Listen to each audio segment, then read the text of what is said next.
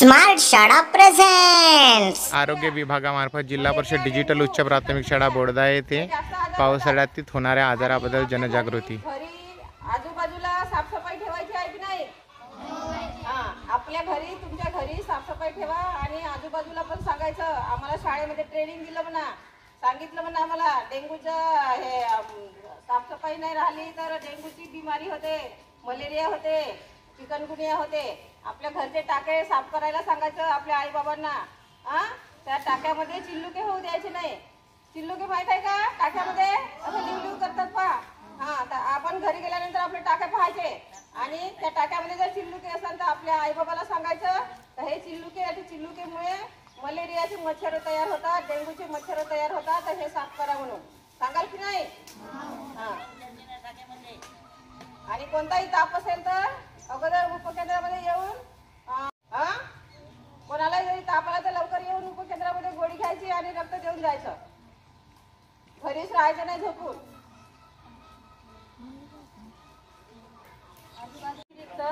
त्याच्यामध्ये आपण ऑइल वगैरे कोणत्याही प्रकारचे नाही का टाकू शकतो। त्याच्यामुळे मच्छरांना ऑक्सिजन घ्यायला मिळत नाही, त्याच्यामुळे मच्छरांची पैदास जास्त वाढू शकत नाही, एवढं लक्षात ठेवा।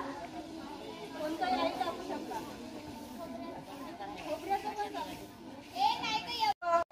आणि टायर वगैरे राहतात, खराबवाले टायर, ते टायर लटकून राहतात तुमच्या आजूबाजूला घरी, त्याच्यात पण पाणी साचू द्यायचं नाही। ते खाली करून जिथे पाणी पडत नाही तशा ठिकाणी ठेवायचे ते। आपल्या घरचे तुम्ही नाही केले तरी घरच्यांना सांगायचं, आपल्या आजूबाजूच्या लोकांना सांगायचं। सारवण्याच्या बालट्या भरलेल्या राहतात, त्या पण नाही का उघड्या मारून टाकायच्या। मडके राहतात ते उघडे मारून टाकायचे।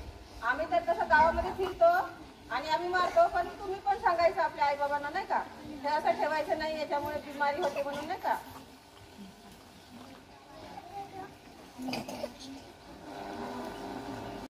डास प्रतिबंधक औषध किंवा क्रीम वापरा।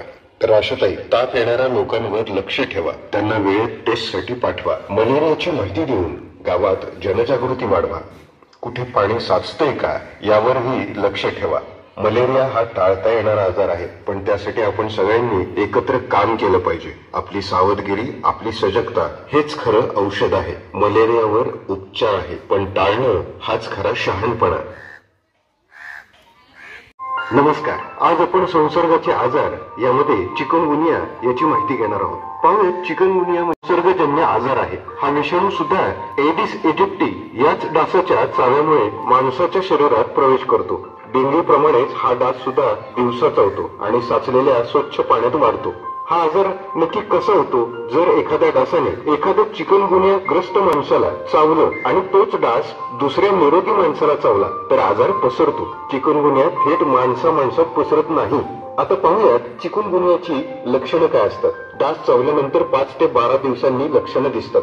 अचानक ताप चढणे आणि हुडहुडी, डोकेदुखी, मळमळ, उलटी, जबरदस्त सांधेदुखी, यामुळे शरीर थोडंसं वाकलेलंही दिसू शकतं। अंगावर लालसर पुरळ येते, थकवा, अशक्तपणा, लहान मुलांमध्ये लक्षणं सौम्य असतात आणि शिवाय उशिरा दिसतात। ताप कमी झाला तरी सांधेदुखी अनेक आठवडे टिकते। तर पाहूयात आता तपासणी कशी केली जाते। चिकनगुनिया आणि डेंग्यू यांची लक्षणं एकसारखी असतात, त्यामुळे आधी डेंग्यूची तपासणी केली जाते। ती नकारात्मक असल्यास चिकनगुनियाचा विचार केला जातो। रक्त तपासणीद्वारे याची खात्री करता येते। आता पाहूयात उपचार काय आहेत। चिकनगुनियावर ठराविक उपचार नाहीत, पण लक्षणांवर आधारित औषधे दिली जातात।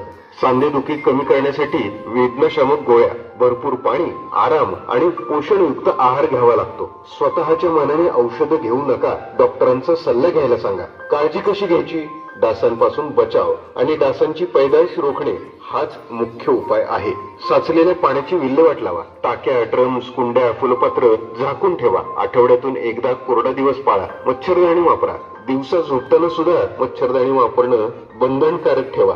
संध्याकाळी फुलबाह्यांचे कपडे घालायला लावा। आणि आता सर्वात महत्वाचं, आशाताईंची भूमिका। ताप आलेल्या रुग्णांवर लक्ष ठेवा, तपासणीसाठी वेळेवर पाठवा। गावात चिकनगुनिया संबंधी जनजागृती करा। पाणी साचत असेल तेथे सफाई करायला लावा।